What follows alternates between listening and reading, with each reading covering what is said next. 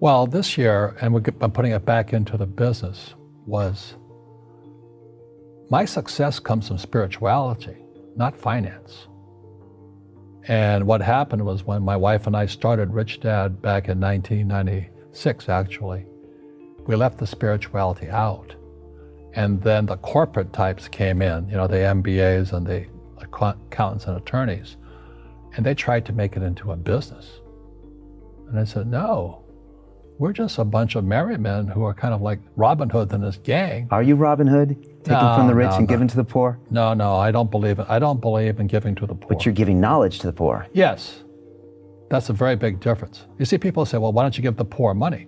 So the only problem with that is it just creates more poor people. Give a man a fish, he fishes for the day, or eats for the day. Yeah, you give a man a fish, you get a lot of people who want more fish, but you teach them to fish. But you are the Robin Hood of knowledge, because I see you giving this knowledge out, and yeah. Do the rich people cringe and say, don't tell them that, Robert? Yes. Don't tell people what you know. Right. Keep them poor. But, unfortunately, the poor, as was in the Bible, I'm not real religious, the poor will always be amongst us, because it starts up here. Right, it's that fear mentality. It's in their words, and the words become flesh. Again, I'm not really religious. I flunked out of Sunday school also. But when they say I can't afford it or I can't do that, they go down. They become what they say. And I made so many people, I can't afford it. You think I'm made of money? Your mom used to say that. Your mom used to say that. My dad. Your dad. My PhD dad, he says, what do you think I am, made of money? I can't afford that. And my rich dad would say, that's why he's poor. Poor people say, I can't afford it, I can't do that, I don't have time. Because this is an escape. It's an escape, you know what I mean? It's easy to say, I can't afford it. Oh, I'm too tired. Oh, I can't go to the gym. When you could go to the gym, but no, I can't. Truth is, I'm just too lazy to go to the gym. And you play it safe and you don't introduce new risks into your life. And so I have job security.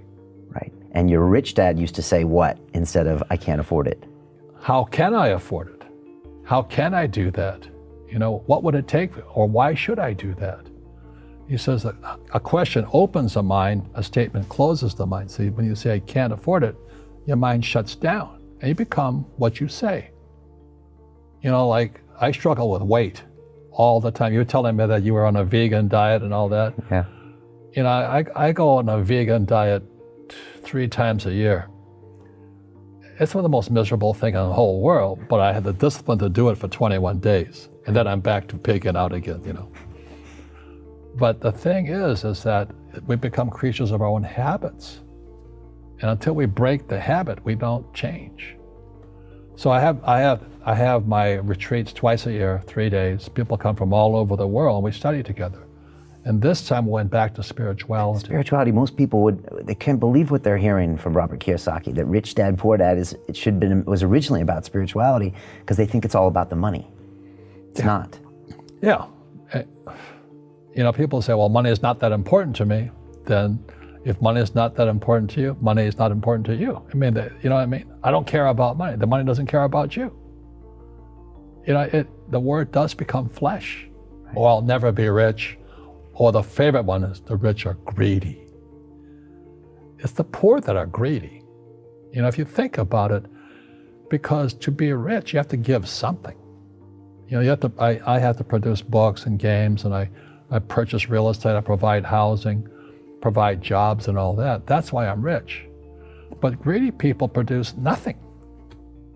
Oh no, it's the rich that are greedy.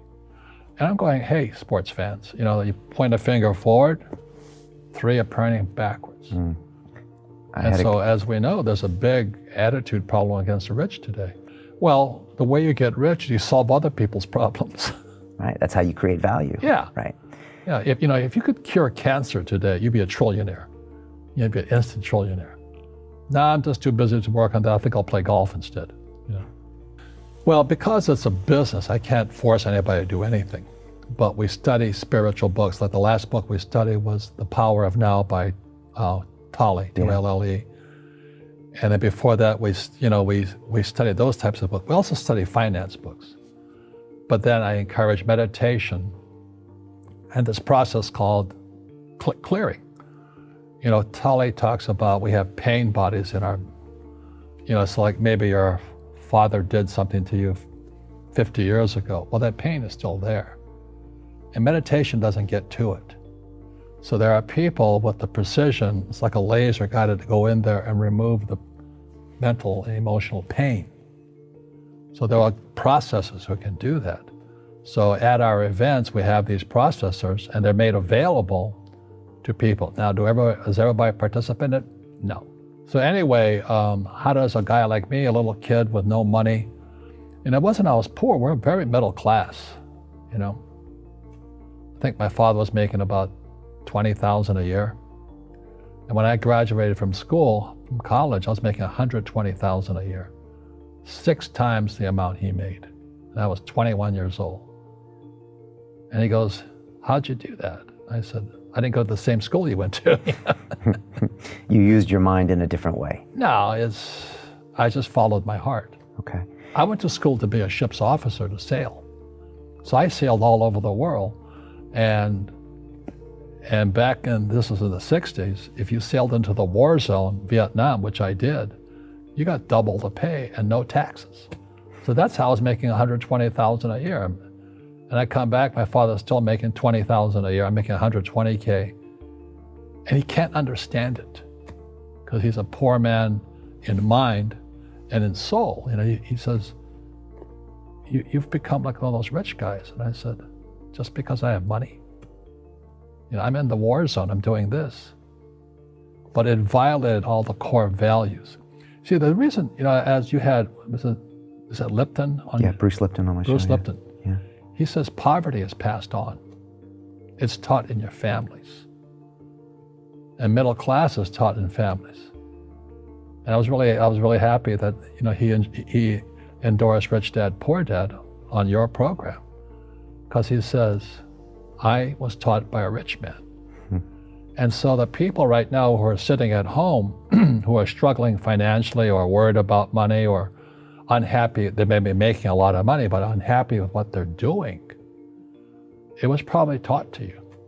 You know, your super ego was taught, get a job, work hard, or you'll never be rich, or the rich are evil, or whatever. If you're poor, you'll always be poor. That's really hard for people to understand. Yeah, the money will disappear that fast. Just like most pro athletes, you know, they make millions of dollars, and 65% are bankrupt 5 years later. It's because they come from poor families. Now you tell them that, they get very angry at you. It's not, it's the rich fault. You know, it's you guys ripped me off and government ripped me off. But unfortunately, what Mr. Lipton was saying, it's passed down genetically. That's the frightening thing.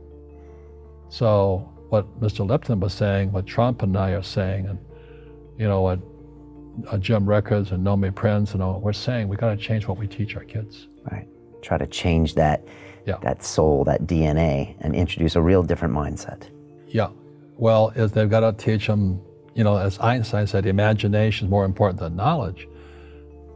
Yeah, but you got to have the basic knowledge of taxes, debt, financial statements and all that. If you don't want to learn it, I can't help you. So my poor dad never wanted to learn what my rich dad was teaching me. Small ebook, big impact, the wealth tree. The only 4 ways that will make you financially free forever. Download it here for free.